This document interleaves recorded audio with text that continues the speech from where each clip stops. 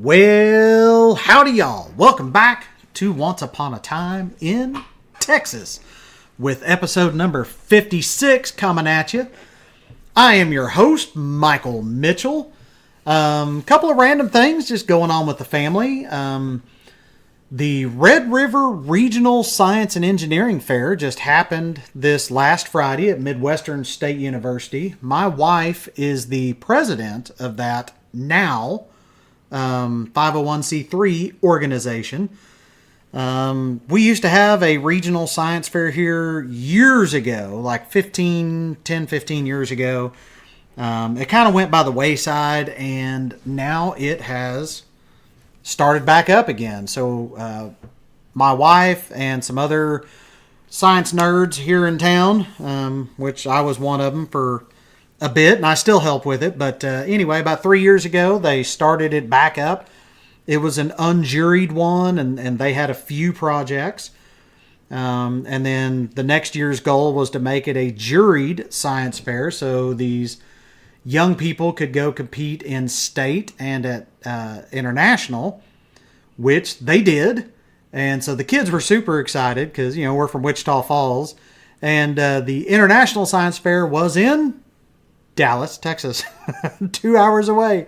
And so they didn't even have to leave the state, you know, to go to the National Science Fair or International Science Fair. And so anyway, so then this last year, they've been working to make it a full-on 501c3 charitable organization, which they did. They've done some fundraising, and of course, the number of projects doubled again. And it was great, and we've got a fantastic team of young people. It's actually some of my wife's former students that are going to L.A. to the National International Science Fair. Just solid gold thing. They're still trying to raise money to get these folks there, but it was a great thing. I think their project was on pancreatic cancer, something like that, which is a big deal. Like, these are high school students, guys, so it's pretty cool. In other news, my oldest daughter, Lorelei, got called out for vigil in the Order of the Arrow, which is the Honored Camper Society of the Boy Scouts of America. It's a big deal. We only had 3 in our entire council this year that got called out for that. So we are going to be, she is going to be going through her vigil ceremony, and overnight there's lots of ceremony and pomp and circumstance to a lot of the things in the Order of the Arrow, but, you know, and the Boy Scouts as a whole. But she's going to be doing that pretty soon. Just got some great things cooking. I've got some loans cooking. You guys know that I'm a mortgage loan originator, so starting to get the word out there a little more about what I do and saving people money. And I'm just very blessed right now to be working with some really cool clients. Got 4 or 5 of them that I'm working on right now. So it's very cool. So on to the podcast. So this month, as you guys know from last week, is Black History Month. It's February. So this is part 2. And we're going to take a look at some famous African Americans or blacks, whatever is preferred, from Texas and their contribution in our society. Before we take a look at some of these famous folks from Texas, I would like to thank our sponsors, me and Victory Home Loans. As I've told you guys before, I'm sure y'all know tons of people moving, not just in Texas and Oklahoma where I'm licensed, but our company, Victory Home Loans, covers 15 total states, including Texas and Oklahoma. And we're adding more by the end of the year. So if you know someone moving in the United States, man, just tell them to give me a holler. If I'm not licensed in their state, or if Victory Home Loans isn't licensed in their state, we can get them hooked up through our broker network, because we know lots of people and we love plugging you in with the right people. So we help people win by getting them into their dream homes and getting that American dream of home ownership. And we want to make it happen for you and anybody you know that's moving. So why not work with somebody, you know, like me? that's at least a little entertaining and works hard to make that process faster, cheaper, and easier. So, yeah, there you go. Send them over to themichaelmitchell.com. That is THE michaelmitchell.com. Let me help them out. Remember, when you work with me, I sell dreams, not mortgages. Isn't that nice? Now, it's pretty cool. A recent couple I'm working with are some veterans, and their lease, where they've been renting for a while, isn't up for a few more months. But I said, let's go ahead and get y'all pre-approved and start working on your stuff. And, then you can go to work with a realtor and just start looking at houses, kind of dip your toe in that water. And, man, it wasn't like 5 days, and they fell in love with the house, and they're in contract, and now we're working on it. So we moved pretty quick. It was good stuff. So yeah, would love to help y'all out. themichaelmitchell.com. So where did this week's idea come from? Well, it came from last week, and it came from our good family friend Herb Griffin. And I forget what Herb is doing now. He's retired from the Navy, from the military. He was the Big Cheese chaplain, is my understanding, at Walter Reed. And now he's something with the United Methodist Church, but it still has to do with the armed forces. It's not like the chief inspector, but it's something that sounds like that. Herb, if you listen to this podcast, or any of Herb's family, Alania, if y'all listen to this, I'm so sorry. I don't remember his title, and he forgot to send me his bio for this week. So, but anyway, basically, what he does is he not investigates, but he checks out the chaplain services, or at least that's my understanding, for the military. And I guess and think he's the guy that makes the recommendations on who goes where and what services to offer, and basically how to help our soldiers, both in country and overseas. And so, it's a really cool position. Super glad that he's got it, and I can't think of a better guy to do it. And so, anyway, the idea kind of came from him. He shot me some information early last week about Girl Scouts, which I'm not involved with Girl Scouts, but scouting just as a whole. I'm involved in Boy Scouts, but scouting as a whole has been great. And sent me some stuff on an African American lady that started the first Black Girl Scout troop in Georgia. And it was interesting, and then it hit me it was Black History Month, and I, like I said, went down that rabbit hole on, famous Black or African Americans from Texas. And so we talked a little bit about that last week, and kind of some events and things like that, and the first Black person known to have been in Texas. And so this week we're going to focus a little bit on some famous Black or African American folks that were either born in Texas or made an impact here. But first, I'm going to share another story about Herb, and just what a cool guy he is. And so Herb and his wife, then I think girlfriend or fiance, were up visiting my family when we lived in a little town called Hominy, Oklahoma. And my parents are going to hate the fact that I'm telling this story, but I don't care. It's my podcast. And I'm sure Mom will gripe at me later.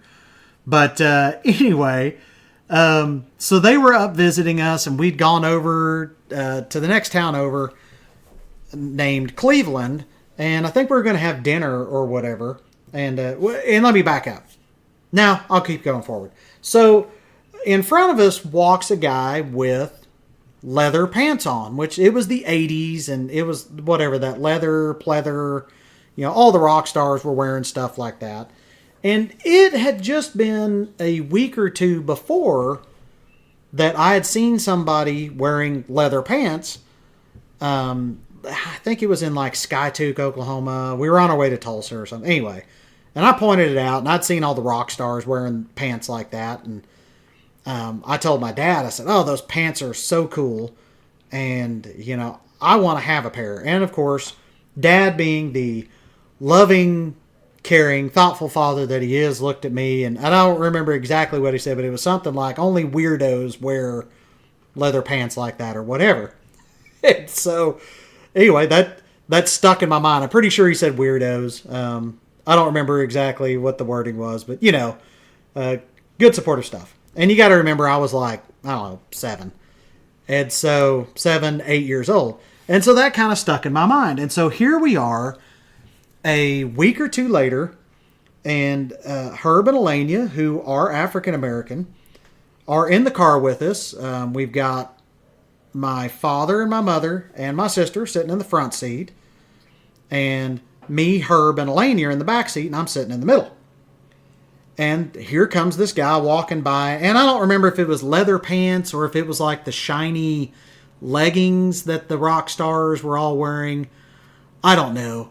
But anyway, I pointed out and I said, "Oh, Dad, there's a guy wearing those pants." And he was like, "Mm-hmm." And I said, "And do you remember what you said about people that wear those kind of pants?" Obviously, what he had blurted out had not made as big an impression on him as it did on me. But this is where the story goes a little sideways, right? So I had lots of friends at that time, maybe I was a little older, 8, 9 years old. It was like 3rd grade. And I had learned a new colorful word from some friends. And it was we'll get to it here in a second. But this new colorful word had been tossed around a lot in school, and I knew that the word probably wasn't good to use, but I wasn't sure. No teachers had caught us yet, so, to kind of correct us on our stupidity. And Dad says, "What? What?" And I said, what you said about people who wear those kind of pants? And he said, "What?" And I said, "Well, there." And then I blurted out the N-word. Okay, I'm sure some of y'all may not be laughing. So anyway, I blurt this out, and much like when the kid Ralphie in the Christmas Story blurts out the F word, but he says fudge, and like he's grounded and everything, my dad blows a gasket. Starts to lose his mind, starts flailing his arms.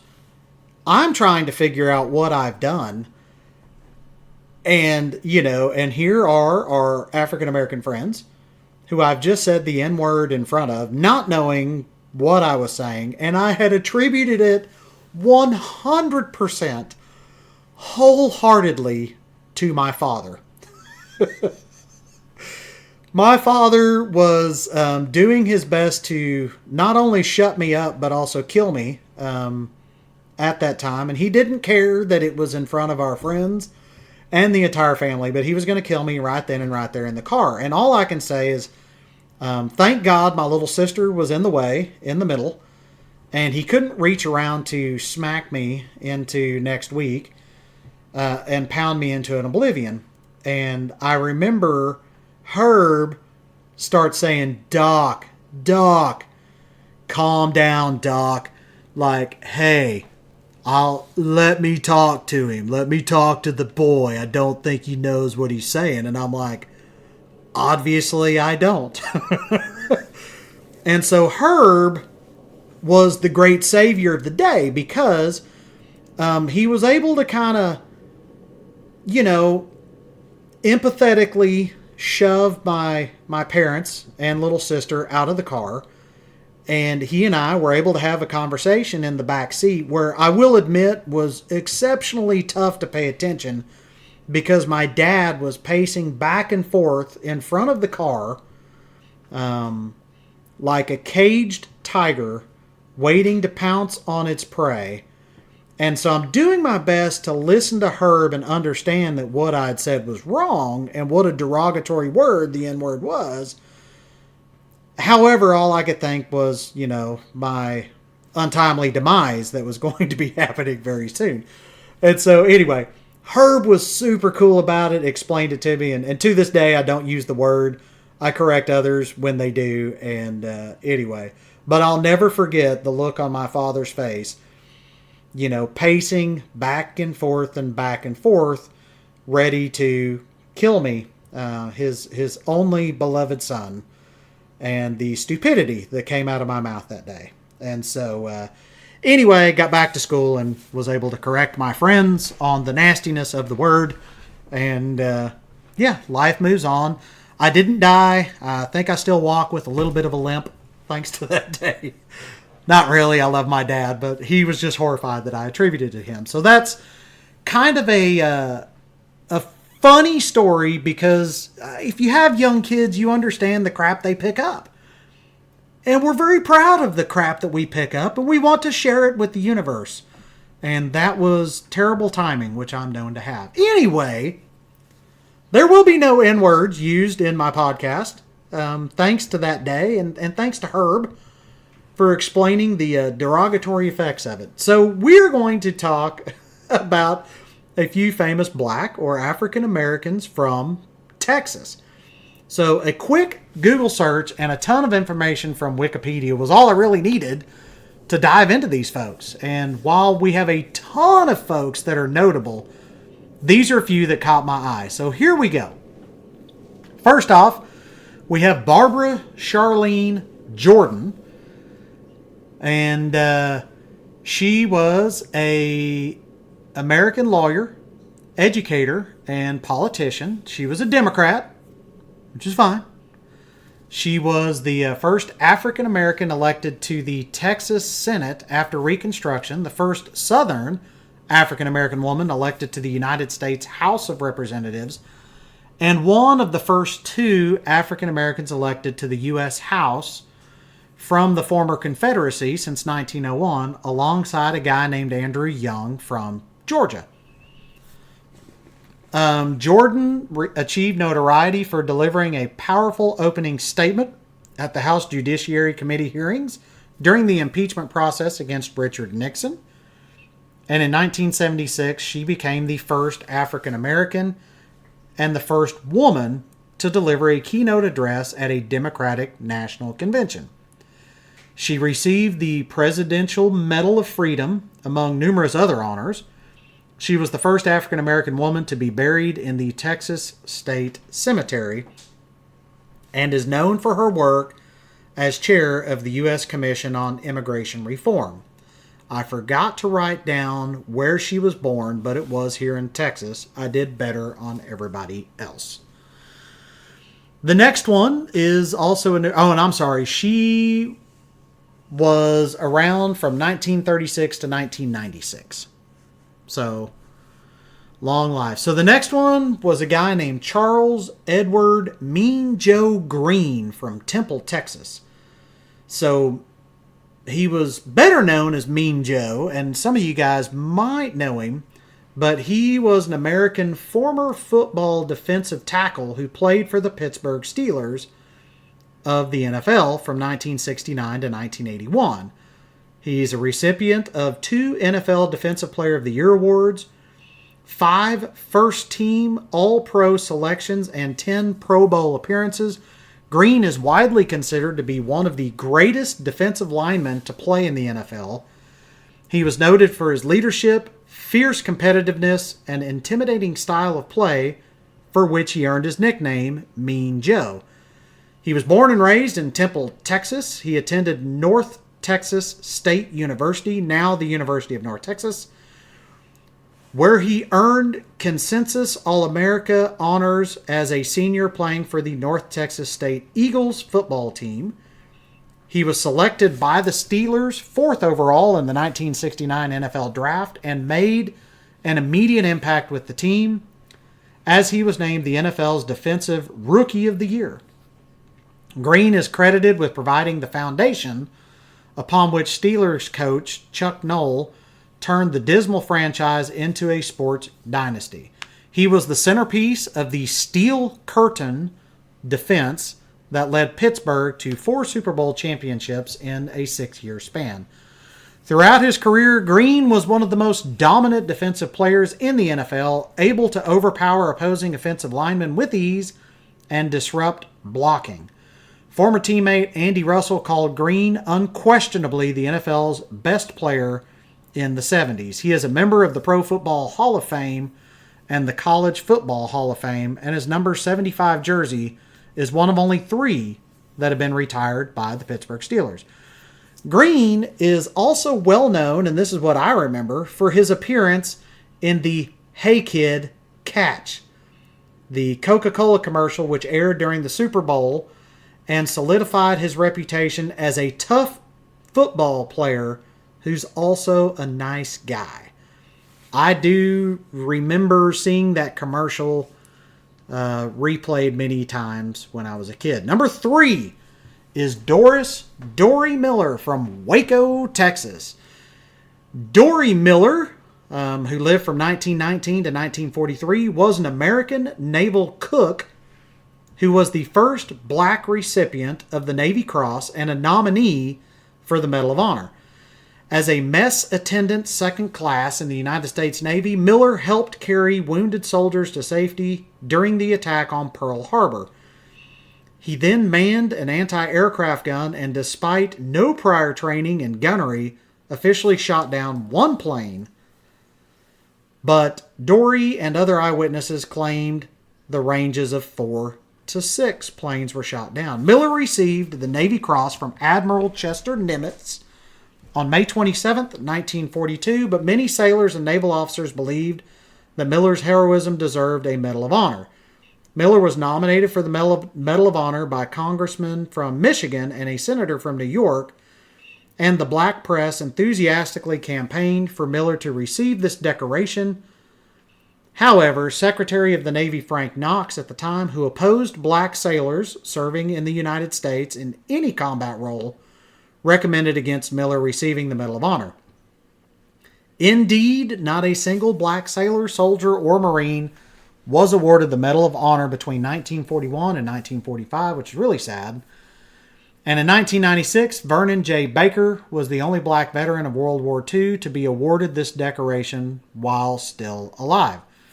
In June 1943, Miller was promoted to Cook Petty Officer, 3rd Class. In November 1943, Miller was killed in action when his ship, the escort carrier Liscum Bay, was torpedoed by a Japanese submarine during the Battle of Macon in the Gilbert Islands. The destroyer escort Knox-class frigate USS Miller, reclassified as a frigate in June 1975 and in service from 73 to 1991, was named after him. On January 19, 2020, the Navy announced that a Gerald R. Ford-class nuclear-powered aircraft carrier, numbered CVN-81, would be named after Miller.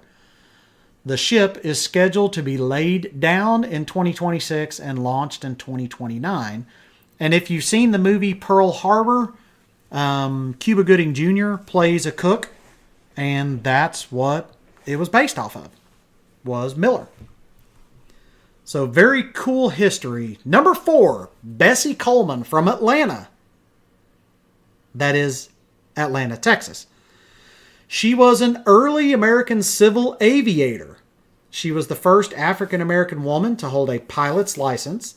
She earned her license from the Fédération Aéronautique Internationale on June 15, 1921, and is the earliest known black person to earn an international pilot's license.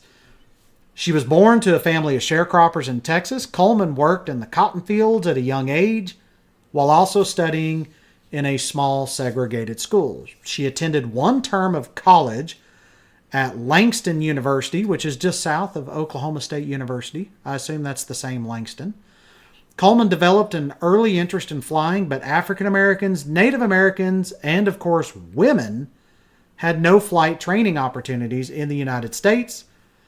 So she saved and obtained sponsorship in Chicago to go to France for flight school. She then became a high-profile pilot in notoriously dangerous air shows in the United States. She was popularly known as Queen Bess and Brave Bessie, and hoped to start a school for African American flyers. She died in a plane crash in 1926, but her pioneering role was an inspiration to early pilots and to the African American and Native American communities. I had not heard of her before. That's pretty cool stuff. I've got quite a few friends that are pilots here. Jumping on to number 5, Scott Joplin from Texarkana, Texas. He lived from 1868 to 1917 and was an American composer and pianist. He was dubbed the King of Ragtime. He composed more than 40 ragtime pieces, 1 ragtime ballet, and 2 ragtime operas. One of his first and most popular pieces, the Maple Leaf Rag, became the genre's first and most influential hit, later being recognized as the quintessential rag music. Joplin considered ragtime to be a form of classical music meant to be played in concert halls and largely disdained the performance of ragtime as honky-tonk music, most common in saloons. Joplin grew up in a musical family of railway laborers in Texarkana, and he lived on the Arkansas side, which, part of Texarkana is in Arkansas. Developing his own musical knowledge with the help of local teachers. While in Texarkana, he formed a vocal quartet and taught mandolin and guitar. During the late 1880s, he left his job as a railroad laborer and traveled the American South as an itinerant musician. He went to Chicago for the World's Fair in 1893, which helped make ragtime a national craze by 1897. However, I didn't get into it too much for the podcast, but his life was full of struggles. Lots of his music was stolen and is still considered missing, which is unfortunate. However, some of it was found in the last 10 years, I believe. And he's getting credit where credit is due now. Number 6, Jack Johnson, Galveston, Texas. Full name was Jack Arthur Johnson, lived from 1878 to 1946. He was nicknamed the Galveston Giant and was an American boxer who, at the height of the Jim Crow era, became the first black world heavyweight boxing champion from 1908 to 1915.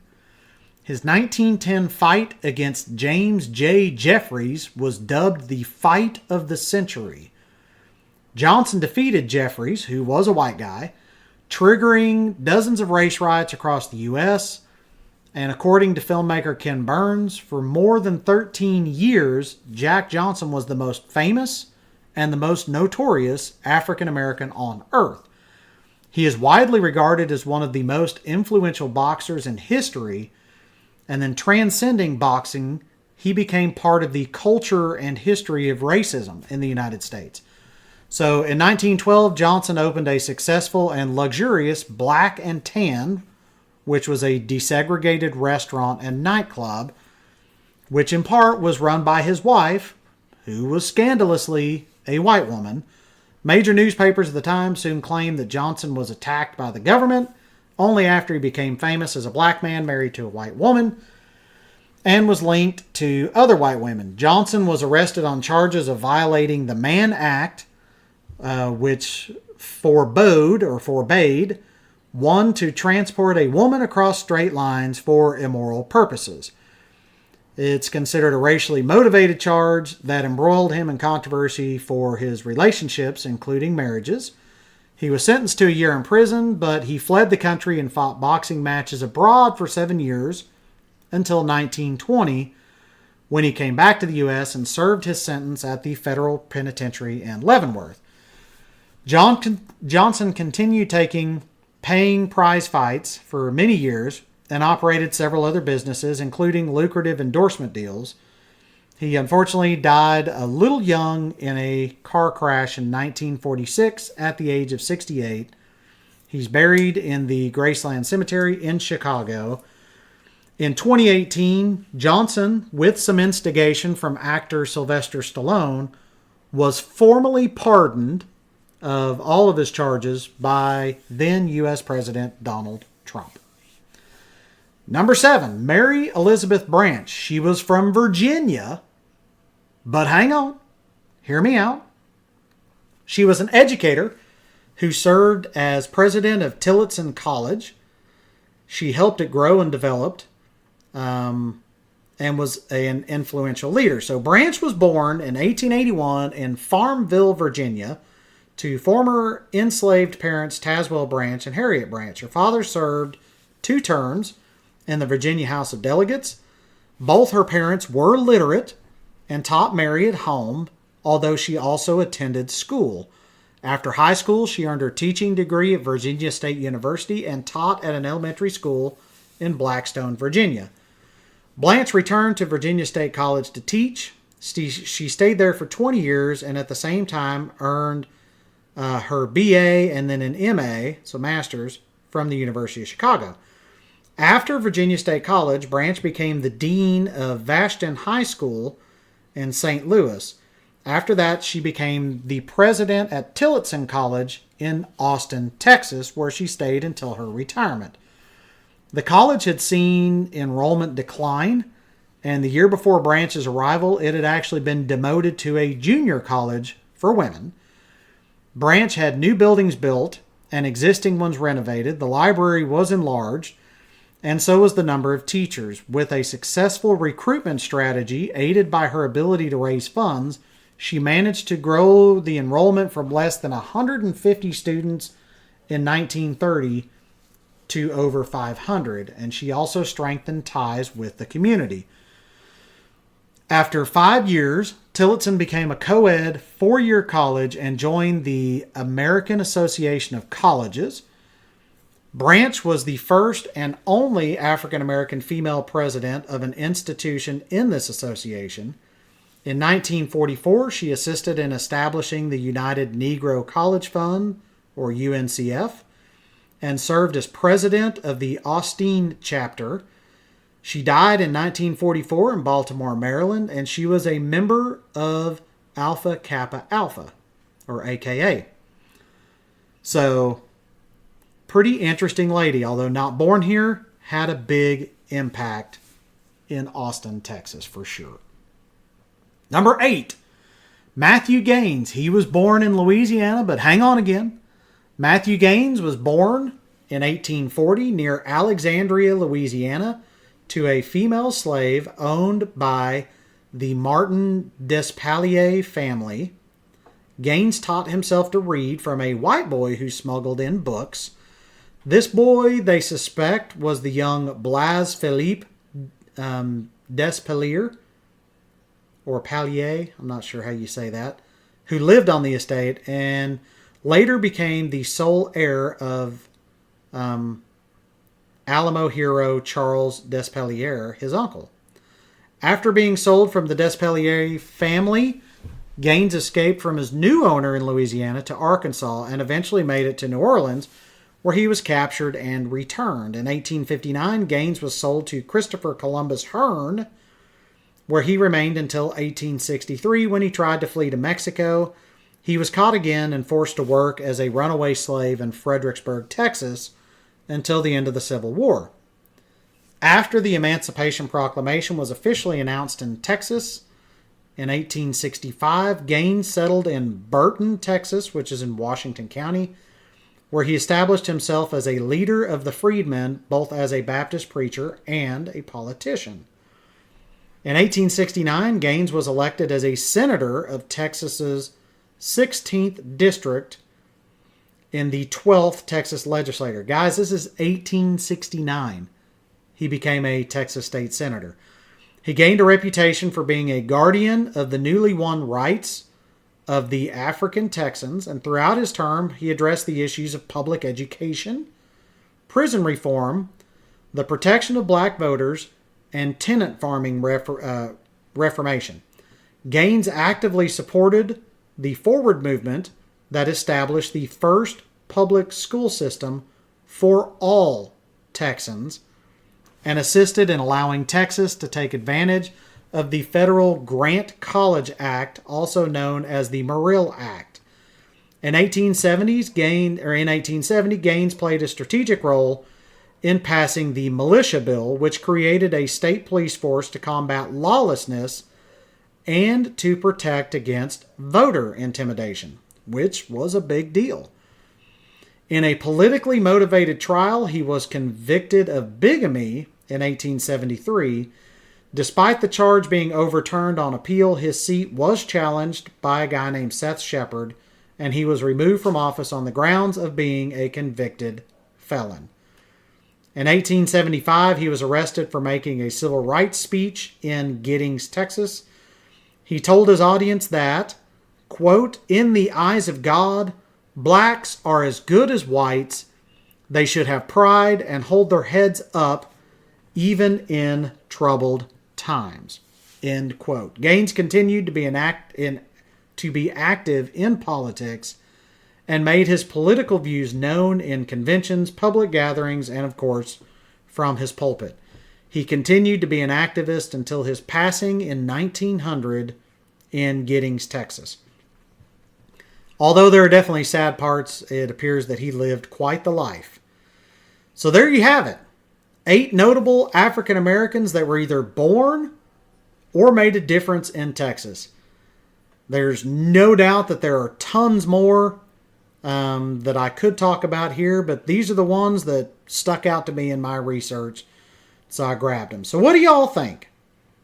Let me know what other interesting or weird or off-the-wall Texas history you'd like to hear about. I would like to thank our sponsors one more time, which is me, Victory Home Loans. If you know someone moving anywhere in the U.S., send them my way. TheMichaelMitchell.com, TheMichaelMitchell.com. If I do not serve the state, I will push them to one of my teammates with Victory Home Loans. If we don't serve that state, we will work through our broker network and hook them up with somebody that we do know. Remember, I sell dreams, not mortgages at TheMichaelMitchell.com. I love making people laugh and smile, and I love helping people get that American dream of home ownership. Thank y'all so much for tuning in to Once Upon a Time in Texas. As always, remember, the stars at night are big and bright, deep in the heart of Texas. Y'all have a fantastic week.